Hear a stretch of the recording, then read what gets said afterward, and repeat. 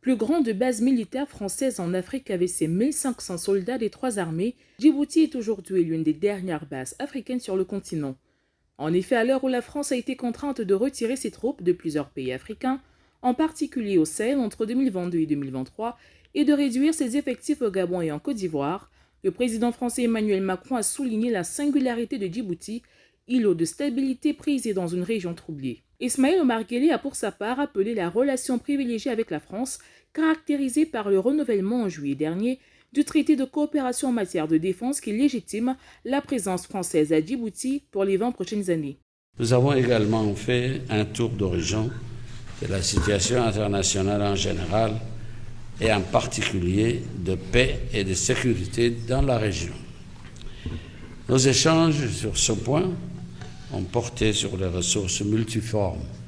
d'instabilité dont les guerres civiles, la migration massive,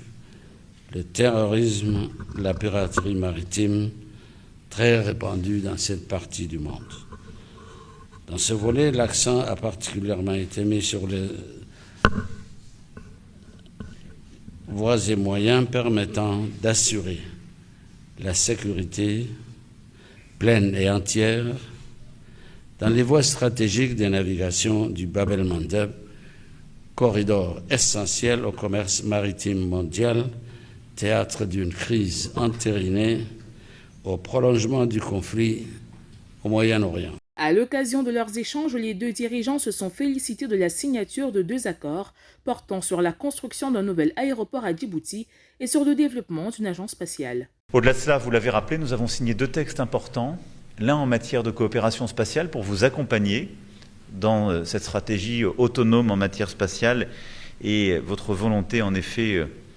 de forger une agence. Djibouti, pays d'Afrique de l'Est de 23 000 km² et d'1 million d'habitants, est situé à la sortie de la mer Rouge dans le détroit de Bab el-Mandeb où transite 30% du commerce mondial. Il représente donc une zone stratégique que l'Union européenne utilise depuis 2008 pour lutter contre la piraterie moderne.